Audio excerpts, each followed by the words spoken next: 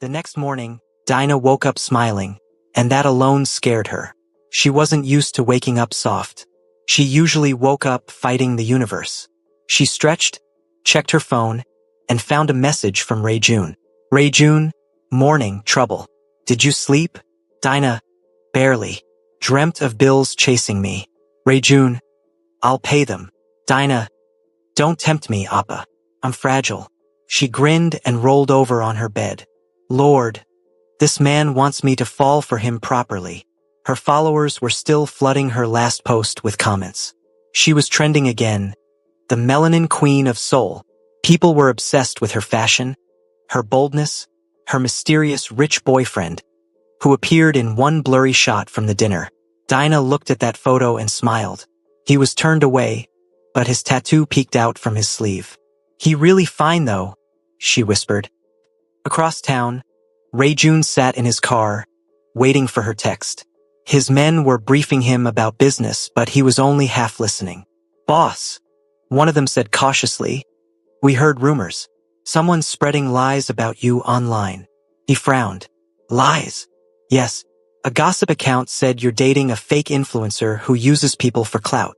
Ray June's jaw tightened. Find who started it. He didn't have to guess long, because at that very moment, Minna was in her office, flawless in a cream suit, sipping coffee as she watched the chaos she'd created unfold. Her assistant whispered, Ma'am, the story's blowing up. People are mocking the girl. Minna smiled. Good. Let her feel the sting. Maybe then she'll run back to wherever she came from. She had bribed a small blogger to leak fake screenshots claiming Dinah had been messaging multiple rich men, pretending to be single. Within hours, the internet was on fire. She's lying again. Fake luxury girl caught. Poor foreigner pretending to be a millionaire's girlfriend. Dinah was still brushing her teeth when her phone exploded with notifications. What's going on? She muttered, opening the posts. Her smile faded. Her photos were everywhere. Twisted, mocked, and captioned with lies. Her hands shook. Who would do this? Just then, her phone rang. It was Ray June. Dinah, don't read anything, he said immediately. It's all fake. She tried to laugh. Fake? You sure it's not karma for lying too much? Dinah, she sighed, sitting down on her couch. I'm fine. I'm used to people talking nonsense. I just didn't want it to reach you. It doesn't change how I see you, he said firmly. I know who you are. That made her eyes sting. You sure? Because the internet's painting me like a villain. I'll handle it, he promised. She sniffed and joked softly. Good. Handle it before my haters think I'm selling fake eyelashes next. He chuckled, but he could hear the sadness behind her humor. Later that day, Dinah decided to step out of her apartment despite the gossip. She wore her biggest sunglasses, her boldest red lipstick, and a bright pink hoodie that said, Unbothered Queen. As she walked down the street, she could hear whispers. That's her. Is she the one who lied about the car? She turned dramatically and said, Yes, that's me, and I'm still fabulous, darling. Then flipped her hair and kept walking. But behind the sass, her heart was heavy. For once, she wished she could be invisible. That evening, Ray June showed up at her apartment unannounced. When she opened the door and saw him standing there, tall, clean, dressed in all black, she almost burst into tears. What are you doing here? She asked softly. He stepped in. You weren't answering my texts. I didn't want to be the topic of rich people gossip, she said, crossing her arms. Now they're saying I used you for attention. I didn't even post your face. He reached out and cupped her cheek. I don't care what they say. She blinked fast, then smirked. You sure? Because your fancy people are probably asking why you fell for a fake slay queen. He smiled faintly. You're not fake to me. Dinah looked away, tears threatening to fall. You don't get it, Ray June. I've been pretending so long that I forgot how to just be me. He pulled her closer. Then let me see the real you. She laughed weakly. You might regret that. The real me is loud, messy, and allergic to authority. He chuckled. Perfect. I hate rules too. They stood there in silence for a moment. the kind of silence that hummed with electricity. Then Dinah sniffed and looked up. You know what? You need to relax. Let's do something fun. Fun? Yes, you're too stiff. I'm teaching you how to dress like a black man. He blinked. What does that mean? Means no more mafia suits. You need swagger, she said, grabbing his wrist and dragging him to her closet. He tried not to laugh as she pulled out an oversized denim jacket, gold chain, and sneakers. Put these on. Dinah, this doesn't look like me. Exactly. That's the point. When he came out of the bathroom wearing it, Dinah screamed laughing. Appa, you look like you're about to drop an R&B mixtape. He looked in the mirror, surprised. Actually, it feels good. Of course it does. You look finny, she teased, snapping pictures. Ladies and gentlemen, my man just became a whole vibe. Rayjun laughed and reached for her phone. No posting. Why? I don't want to share this side with anyone else. Her smile softened. Ah, look at you getting all territorial. He leaned in slightly. Maybe I am. The tension between them was thick now. She could smell his cologne, see the way his tattoos peeked from under the jacket she'd picked. For the first time in her life, Dinah didn't feel like faking anything. She felt seen. Meanwhile, across the city, Minna sat with her phone, scrolling through comments. Her eyes narrowed when she saw a new picture of Rayjun, dressed differently, happier, laughing. Who does she think she is? She whispered. Bitterly. Her assistant said cautiously, Ma'am, maybe you should let it go. The boss seems serious about her. Minna's expression darkened.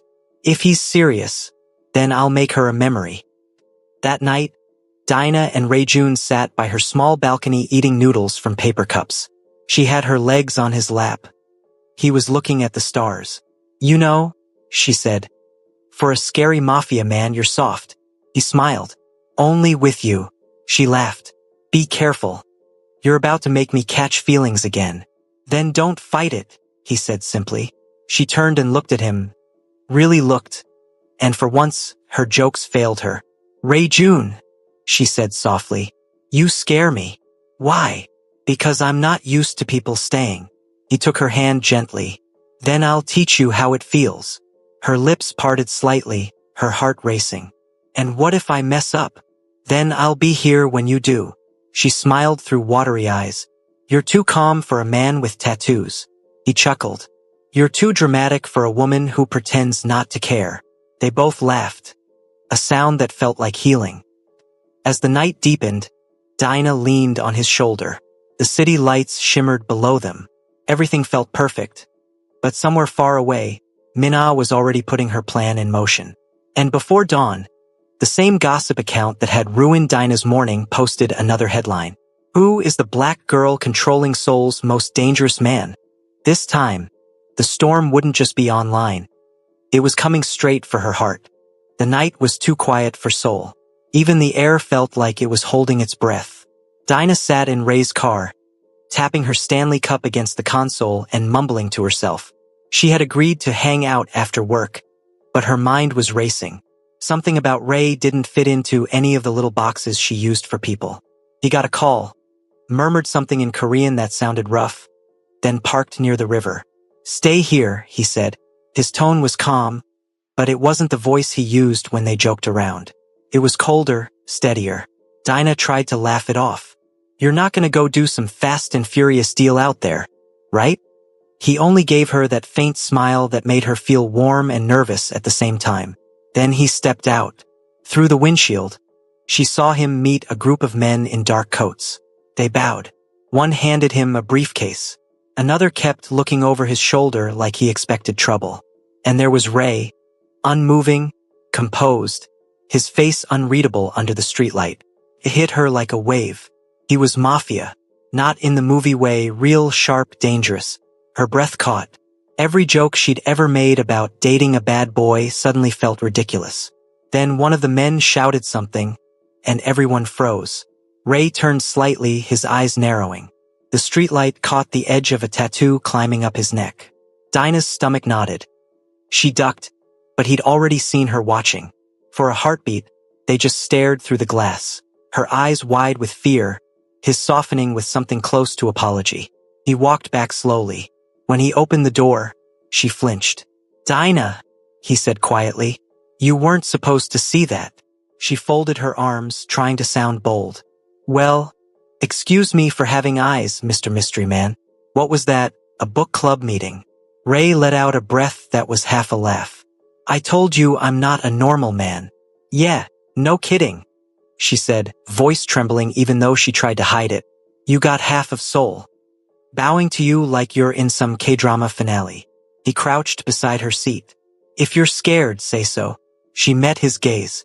"Of course I'm scared. You act like you own the city." Then softer. "But I don't think you'd hurt me." That made him freeze. The wind off the river brushed between them, cool against the warmth of the car. Ray reached for her hand, slowly, like he was asking permission. His fingers were calloused, careful. "Dinah," he murmured. "I don't know why I want you near me, but I do." Her laugh came out shaky. "Maybe because I'm the only one brave enough to roast you." He smiled, the real one, the one that made the tattoos and power melt away. Maybe. For a long second, they just looked at each other. The city lights flickered on the water behind them. Dinah could feel her heart pounding in her throat. Ray brushed a stray curl from her face, his touch hesitant, almost afraid to be gentle. She didn't pull away, and when he leaned closer, she whispered, "You're trouble, Ray." "I know," he said. Their lips met, slow, uncertain, more a promise than a claim. The kind of kiss that felt like the first breath after drowning. When they parted, Dinah's usual sass crept back. "If you ruin my lip gloss, I'm sending you the bill." Ray laughed quietly. "Deal." Outside, the city kept moving, unaware that a small, unlikely story had just begun between a reckless girl who faked everything and the Mafia man who suddenly wanted something real. Morning in Seoul came with soft light spilling through the curtains and the smell of instant coffee. Dinah was still curled on Ray's couch, wrapped in a huge hoodie that clearly wasn't hers. She blinked at the clock and groaned. "Lord, I was supposed to post my 'I'm busy in Paris' story 2 hours ago," she mumbled. Ray's voice came from the kitchen. "You could just say you're here." She snorted. "And ruin my brand? Please." He looked over from the counter, hair slightly messy, holding a mug like he was still trying to understand mornings. Dinah caught herself smiling before she could stop it. Ray in the daylight was different, less cold, more human. The tattoos looked softer, the edges of his silence warmer. For a man who'd once told her emotions were a liability, he looked surprisingly gentle as he poured her coffee. "Why do you always make that face?" she asked. "What face?" "That one like you're solving a murder in your head while brewing coffee." He chuckled. "Habit." Dinah stretched, the oversized sleeves covering her hands. "Habit's cute on you." He raised an eyebrow. "Cute? Don't push it, boss man," she said, hiding a grin. They sat at the small kitchen table. For a few minutes, there was just the sound of spoons against mugs and the city waking up outside. Dinah scrolled through her phone and sighed. "You know what's weird? People think I'm winning. They think I'm living this big, rich, fancy life. But it's all filters, captions, and lighting. I'm tired." Ray studied her quietly. "Then stop pretending." She laughed without humor. "Easy for you to say. You were born cool. You wake up looking like a photo shoot. Some of us have to fake it till we make it." He leaned forward. "You already made it. You just don't see it yet." For once, Dinah didn't have a comeback. She looked down at her coffee, her reflection rippling on the surface. "Maybe I don't want people to know who I really am," she said softly. "Because if they do, they'll stop caring." Ray reached over, brushing his thumb lightly across her knuckles. It was such a small gesture, but it felt like the world slowed down around it. Then they were never real. She met his eyes, and for the first time she didn't feel the need to joke. Later that day, Ray had to meet one of his men. A quiet, lean guy named Miho who seemed to appear out of thin air. Dinah insisted on tagging along. "You can't keep hiding your Batman life from me," she teased. Miho tried not to stare, clearly not used to anyone talking to Ray like that. "Boss," he murmured. "Is she?" "She's Dinah," Ray said simply. That was enough. They met in a rooftop garden overlooking the city. The wind played with Dinah's curls as she leaned on the railing. You know, if this Mafia thing fails, you could make a killing as a tour guide. Ray smirked. This isn't exactly a tourist spot. Exactly. Exclusive. She winked. Miho cleared his throat, half amused, half nervous. Boss, about the shipment. Handle it, Ray said, eyes never leaving Dinah. No mistakes. When Miho left, Dinah turned to him. Do you ever get tired of being the scary guy? He looked at her for a long moment. Sometimes. But power is safety, Dinah. It keeps people I care about alive. Her heart stuttered. You mean me? He didn't answer. He didn't have to. The silence said enough. That evening, she went live again, not to show off but to talk. Her followers were shocked. No filters, no penthouse background. Just Dinah in Ray's hoodie talking about honesty. Sometimes, she said, we post so people think we're happy. But happiness doesn't need likes. It needs peace. The comments exploded. Some people laughed. Some cried. Ray watched quietly from across the room, seeing her become the woman she was meant to be. When she ended the live, she looked at him. You're staring, she teased. He smiled. You're glowing. Stop, you'll make me blush. Black girls don't blush cute. You do, he said. She froze, unsure what to do with the warmth in his voice. So she did what Dinah always did, made a joke. If you keep saying things like that, I might start thinking you're soft. He stepped closer, slow enough for her to notice the carefulness in his movement. Maybe I am, he said quietly. She tilted her head up. And what happens if you are? He brushed a curl from her cheek, his voice low. Then you'll be the only one who ever saw it. The space between them disappeared. He kissed her, gentle, deliberate, the kind of kiss that felt like a question and an answer all at once. When they parted, Dinah grinned. I swear, if I end up catching feelings, it's your fault. Ray's laugh rumbled low. Then blame me forever. That night, as they drove through the glowing streets, Dinah looked out the window and thought about her life. The fake pictures, the borrowed happiness, the lies she'd told to survive.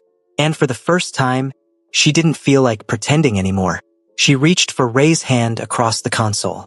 He squeezed it once, steady and sure. In that simple silence, with city lights blurring past and his fingers locked with hers, Dinah finally realized what peace actually felt like. The night came wrapped in rain.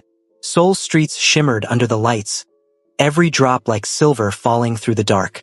Dinah loved the rain, usually, but tonight it made the world feel smaller, tighter. She had spent the afternoon laughing with Ray in his car, arguing over playlists. Now she was alone in her tiny apartment again, brushing out her curls, scrolling through comments on her latest honest post. The live she'd done in his hoodie had gone viral. People were calling her the realest girl in Seoul. For once, she hadn't faked a thing. Her phone buzzed. Ray, stay inside tonight. Dinah frowned. What kind of Batman message is that? She typed. A minute later he replied, please. Something in that word made her heart stumble. She looked around her small apartment. Bare walls, tiny kitchen, the sound of water tapping the window. Then came a knock. Not a polite one. 3 heavy, deliberate knocks. Dinah froze. Nope, she whispered. Not today, Satan. But the knocking came again. She peeked through the peephole and saw 2 men in black coats. No faces she knew. They didn't look like neighbors, and they definitely didn't look like delivery guys. Her instincts kicked in. She grabbed her phone and whispered, Ray, someone's at my door. Don't open it, he said. His voice was suddenly different, low, commanding. I'm on my way. The next 5 minutes felt like 5 years. Dinah's mind ran wild. Maybe they just want directions. Or maybe this is it. I'm about to star in a true crime documentary called The Girl Who Mocked the Mafia. Then she heard footsteps in the hallway, louder, closer, and Ray's voice outside. Leave, he said in Korean. The tone was ice. When she finally dared to crack the door, the 2 strangers were already backing away, heads down. Ray stood in the rain, coat half soaked, eyes fierce. Are you okay? He asked. She nodded, then burst out. Okay? I nearly called the Pope. Who were they? He didn't answer. Instead, he stepped inside, checking the windows, the locks, the stairway. His movements were precise, practiced. Someone's watching you, he said finally. It's about me. They wanted to send a message. Dinah's knees went weak, but her mouth still worked. A message? Tell them to use email like normal people. Ray almost smiled, but the tension didn't leave his eyes. I'll keep guards near you. Oh, so now I get a personal security team? Great. I'll start charging appearance fees. Dinah. He said her name softly, and that one word undid all her sarcasm. She looked up at him, at the rain on his hair, the worry on his face, and felt a sudden, strange calm. You're scared, she said quietly. Not for you. For me. He hesitated. Yes, that was the first time he'd admitted fear of any kind. Without thinking, she reached out, wiping a drop of rain from his cheek. Then don't send guards. Stay. For a heartbeat, he just looked at her, the storm reflecting in his eyes. Then he nodded. The night stretched on. They sat together on her worn-out sofa, the city humming beyond the window. Ray talked more than he ever had, about growing up in Busan, about losing friends, about building walls around himself. Dinah listened, chin resting on her knees. You ever get tired of being strong? She asked. All the time. Then let me be strong for you sometimes. That simple sentence hit him harder than any confession could. He looked at her, really looked, at the girl who once lived through lies just to feel seen, now sitting before him with nothing to prove. You already are, he said. They fell quiet again, and in that silence, something beautiful unfolded. Not fireworks, not drama. Just two tired souls finding rest in each other's company. Dinah leaned her head on his shoulder. You know, I used to think love was all about attention, like comments, people saying goals. But this? She gestured around them. This is different. Ray smiled faintly. What is it? Peace, she whispered. And peace is louder than applause. Outside, the rain eased into a drizzle. Inside, the air felt softer, safer. Ray's hand found hers, steady and warm. Dinah, he said quietly, you don't have to fake anything ever again. She squeezed his fingers. Good, because I'm done pretending. They sat there until dawn crept through the blinds, the city waking once more. For the first time, Dinah didn't reach for her phone or a caption. She just breathed, letting the quiet prove that she was still here, and finally, honestly, alive. They called it ordinary because life usually is. A morning that folds into an afternoon, a joke that becomes a memory, a kiss that becomes a habit. For Dinah and Ray, ordinary had become magical.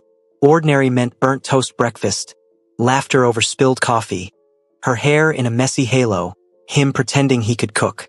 It meant small things stitched together until a life felt like a home. But that week, Dinah had been feeling off. Not dramatic off.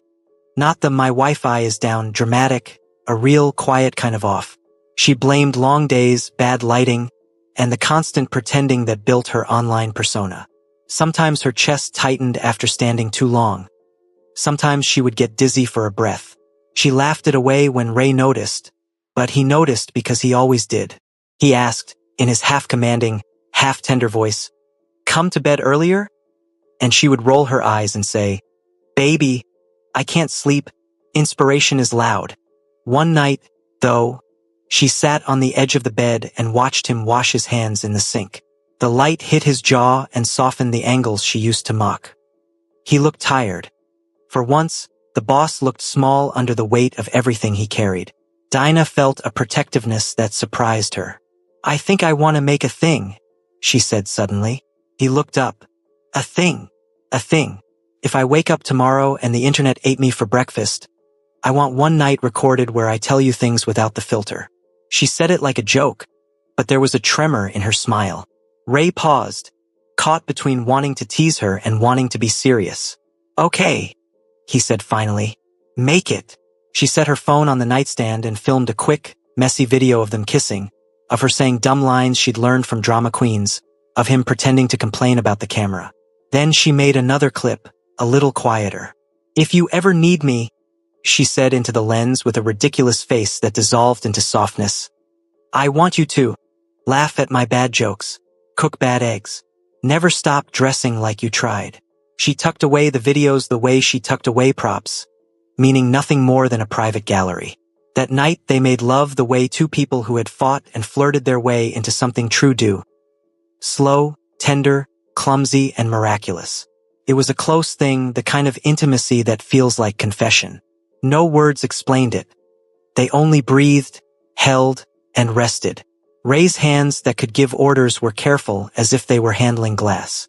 Dinah's laughter came in broken little bursts between the quiet. When it was done, they lay awake, fingers laced, watching the city pulse beyond the curtains.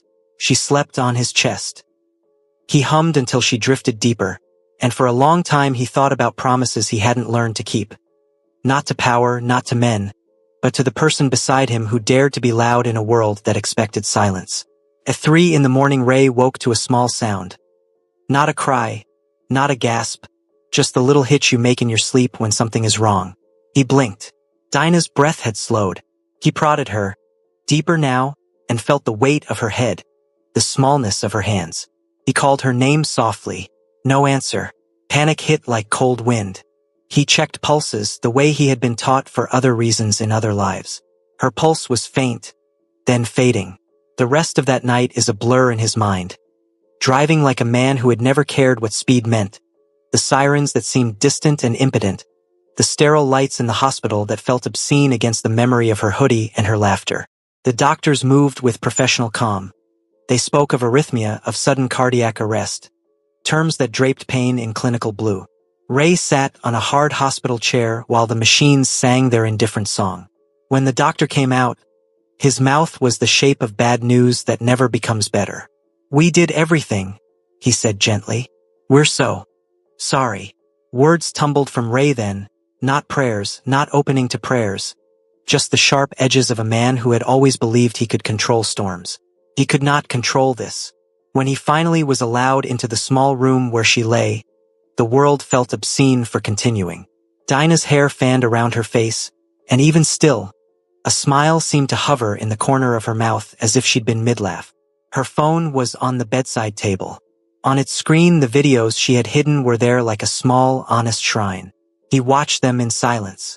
In the first, she teased him, saying, "Promise you'll still hug me like I'm the last human on earth." In the last, quieter ones, she left things that were not planned for death but became gifts for it. A laugh, an apology for the way she'd pushed him away sometimes, a silly instruction to buy a ridiculous pink kettle if he ever wanted to. She told him to keep dressing colorfully. She told him to marry warmth, not fear. She told him, finally, to stop being the man who built walls around everyone he loved. If she had felt that something was wrong, maybe a weird dizziness she'd laughed off. She had also loved loudly enough to put her truth in pixels, like seeds that would grow into memory. That is how he found the letter she had left. Not a plan for death, but a small, bold set of reminders for the man who would live on. The funeral was not the cinematic trial he hated in the news. It was small. A rented hall, a few of her friends from the market, 1 or 2 of his men who had once been children in his world and were now men who cried. The neighbors who remembered the woman who'd smiled at kids and argued loudly with taxi drivers came. Her followers, thousands of faces who had loved her filters and laughed at her roasts, came in numbers that made the room feel like a strange, modern church. Ray did not grieve in public in the way people expected. Grief is not a performance. It is private and ugly and intimate. He found himself in the quiet places he had built for business. Alone in his office at an absurd hour, watching small clips of her, learning the cadence of her laugh as if it were a language he had never bothered to study. He closed the company for a week. He answered nothing. He went to her tiny apartment and sat on the floor with her old ring light, the broken one she used to make penthouse illusions, and he wept like a man who had always thought he had no soft parts left. But grief also moved him. He could not undo what had happened. He could, however, let the rest of her life become something larger than a caption. He set up a foundation in her name, not because charity cleanses guilt, but because she had joked once about helping girls get slay without lies. The Dinah Dream Fund started with seed money from Ray, then from those who loved Dinah, then from strangers who wanted to honor the woman who had been unapologetically loud. The fund helped women with small businesses, photography classes, microloans, and studio time. Photographers who'd been touched by her energy donated lessons. The thrift stores she'd loved hosted pop-ups teaching fashion as confidence, not cost. People said it softened Ray. They were not wrong. He learned to laugh again. A strange sound that did not belong to the old ice boss but to a man remade by loss. He kept her phone on his desk and sometimes, late at night, he watched the videos until the words were etched into him. Live loud, love hard, rest later. Months after the funeral, Ray visited the riverside where they had sat on a night of thrift market fries and cheap ice cream. He sat where they had taken pictures, and with him he had a small camera shaped like the charm she'd once joked about wanting. He took photographs of the places she loved, the market stalls, the cheap noodle shop, the bench under the cherry tree, and sent them to the foundation's newsletter with simple captions. The last picture he took that day was of an empty red car under a cherry tree. He posted it with one line, "For Dinah, who taught me how to be seen." It was bittersweet because it held both the beauty of what they had and the impossibility of keeping it. The story did not have neat justice. It had, instead, a hard, honest ending. A woman who had faked luxury to survive, who found love that made her stop pretending, and a man who learned to warm under sunlight and then had to carry that warmth alone. On quiet nights, Ray would still stand on the penthouse balcony, look at the city, and say her name aloud. The sound of it stitched him back together in ways no money ever could. He kept the promise she hadn't asked for but had left nonetheless. He never went back to being cold. He wore brighter colors, small rebellions Dinah would have loved. He opened a window in his office and let music play in the quiet moments. He laughed when he remembered the way she'd taught him street slang. He let her laugh echo in the rooms she'd walked in. Dinah's life had been a collage of filters and fearless postures, edits and loud captions. But the real thing she left behind, the real picture that stayed, was not a photo. It was the way she made a man used to darkness learn to live in color. That was the truest, most painful, sweetest legacy of all. Hello besties, in this sweet story we learned that true love isn't about luxury or looks, it's about being real. Dina faked her life online but Ray loved the truth. In the end, she taught him that power means nothing without love, and love means nothing without honesty. Thank you so much for watching. Kindly like, subscribe and share.